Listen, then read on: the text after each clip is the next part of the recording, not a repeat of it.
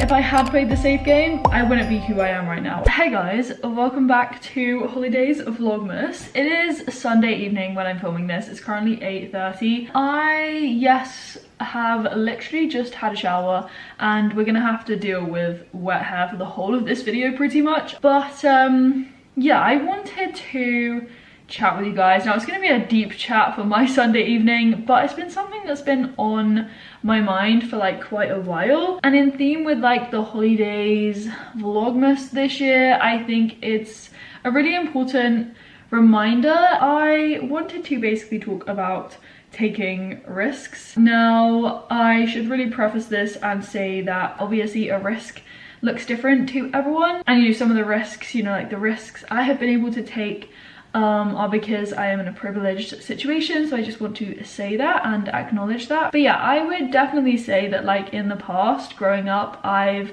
always been one to play the safe game. I've never really taken risks. It's only been over the last like 4 or 5 years when I've actually started to take more risks, and I really feel like these have shaped me into who I am without me even really realizing. And I would say that I've taken more risks over the past like 4 years than I have done in my whole entire life. I stayed inside my comfort zone. I stayed in this holly bubble when I was growing up, and I did not dare to take any risks at all.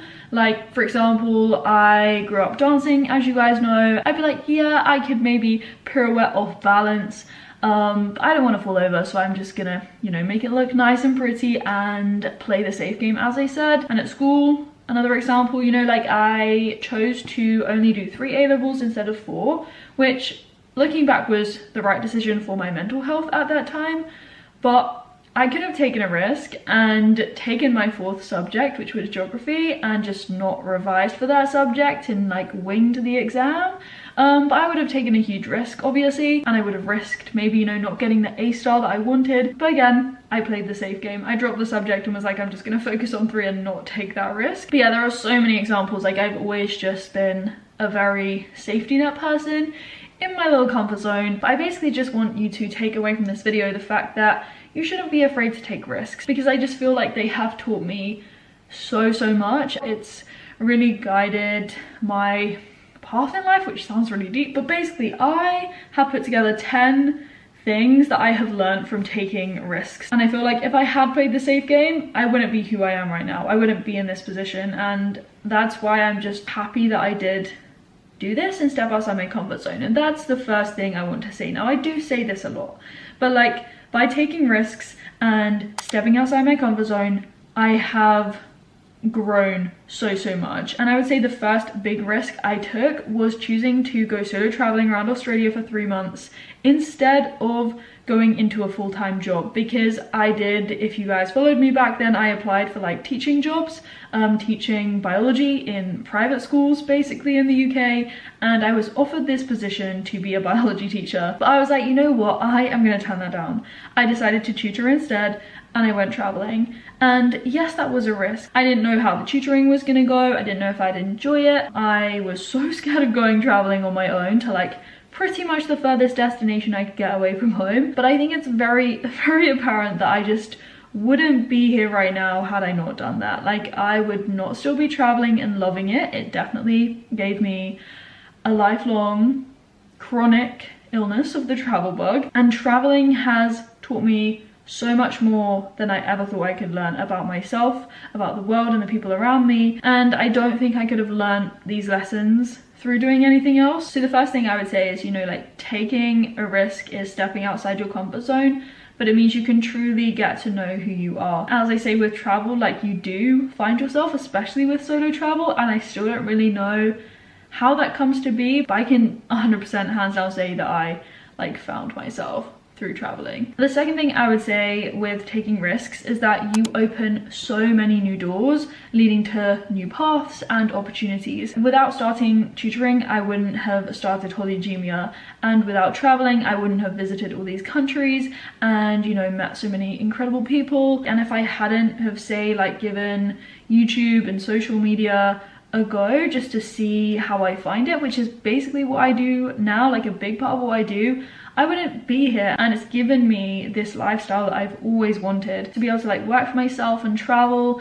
And I created this, like, as I said, I am really proud of that, but I did have to take a bit of a risk. I had to be like, you know, I'm gonna go down the route that's a bit more unknown and unsure, but in doing so, as I said, like, I've opened new doors to so many new opportunities. When I was in Australia, for example, I did consider, you know, going into marine biology. Even though I didn't do that, it was just opening a new door, and that was because I was scuba diving and I fell in love with that. Now, the third thing I would say is kind of like a dilemma, and I don't want this to come across in the wrong way at all, but I have essentially always been someone who's had so many different interests, and I've never known which to pursue. I swear I wake up with new ideas every day, or I have new ideas in the shower. Like, showers are great for new ideas, but like, I just get new ideas all the time, and I don't physically have the ability to do all of them, which is frustrating. As I said, that's why it's kind of like a dilemma. But like, I realized that part of taking risks is like experimenting and not trying to do everything at once. You have to experiment, you have to,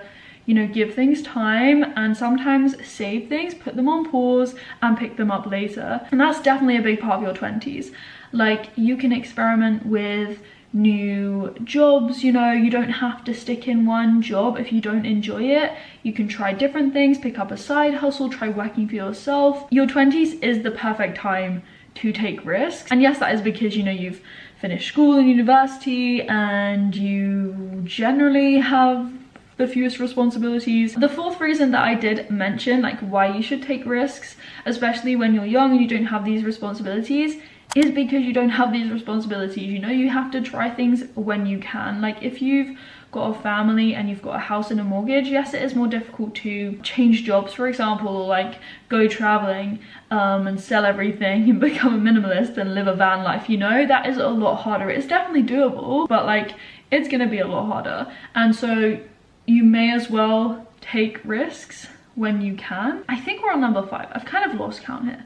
But the fifth thing related to that is to do with money. Now, I have mentioned before that I have always grown up with this fear of spending money, and I would still say I do have a bit of that in me, but I've realized as well now that money will come back to you. Although I do live at home still, I am financially independent, and in the past I would have just saved and saved. Like, I would have never spent my money. I would have literally lived my life at home. Like, growing up, I've definitely been a hermit, but I think having become financially independent and found my feet sort of thing, and knowing that I can fund what I want to do and pay for my travels and pay for everything that I love doing, I can create these incredible memories and have these amazing experiences, and I can also make money at the same time whilst doing so. And so whilst I would definitely encourage like saving, I do still save my money. I am still very cautious with my money, but you should definitely not be afraid to spend any of your money, because then you won't live at all, and that's not fun. Another reason why I think you should consider taking risks, or take more risks, small risks, big risks, whatever a risk looks like to you, is because I feel like you gain so much confidence and you become more okay with failing. I still don't like the idea of failing. I still do not like it when I do something wrong, or, you know, I don't do something and it doesn't live up to my expectations. But I am definitely a lot more comfortable with failing, and I feel like failing is something that we have to experience. It, you know, teaches you so much. It teaches you more than success, for sure. And I am able to be bold and be like, yes, let's take this risk, because even though I fail, I will learn from it. And so regardless of the outcome, it's going to be a positive no matter what sort of thing. I think we have 3 more, so this is number 8. But basically, I would say that in me taking risks, I have definitely not followed the crowd, and I found true happiness in myself. Again, like, coming out of university, as I said, a lot of my friends, they like went into full-time jobs, and so obviously in my head I was like, should I do the same? Should I get like a standard 9-to-5 office job? Even though I knew I did not want to do that. But had I not taken a risk and done something completely different, like taken a gap year and then gone traveling and set up tutoring and stuff, like, I would definitely not have found this place where I am now, where I am truly happy. I love what I'm doing. I have always been one to stand by the idea of doing what you want to do instead of just, you know, doing what everyone else is doing, because at the end of the day that is so boring and you won't find your true self. You won't find what you're truly passionate about, what you enjoy doing the most. It is so not worthwhile following the crowd just because it's the safe route. And you know, if the risk doesn't play out the way you expected and you fail, like, that's not at all an issue. You can like backtrack and find something else, but you won't have ever known, and you'll never know until you try, basically, until you give something and go and like take that risk. The second to last thing to say is that I feel like in me taking risks, I have become more comfortable with change and like fluctuations. Now, a few years ago, if you'd have asked me the question like, what is one of your biggest fears, I would have definitely said change. So for example, leaving school and going to university and moving out for like university sort of thing, leaving home, that would have scared me so much. But I am just so comfortable now with like fluctuations in life, and I can appreciate that life is so dynamic. It's never going to be static. You know, the only thing that is constant in life is change. I honestly love that quote. I know that every day is going to be different, and that is like the beauty in life, really. You don't want everything to always be the same, and if anything, I like seek change now. I want to keep pushing myself and challenging myself, and I want to create new adventures and new memories and just change things up, because that to me is so exciting. And part of that, yes, involves therefore taking risks. Like, I'm not going to say too much now because I have to bite my tongue and not say too much, as I've said to you guys that I will do. But next year is going to be like a big change for me. And yes, it's going to be a bit of a risk, I guess, but like I'll never know unless I try. And I know that if I don't try, I will regret it looking back. So again, all of these ideas tie together. But you know, I want to see what doors this opens and what it brings for me, how I grow, how I change. It's such a big learning opportunity for me. I really think I've lost count because I feel like I have 2 more things to say, so we'll just go with it. But the first of those 2 last things is basically for me to ask you a question, like, do you genuinely and truly know yourself?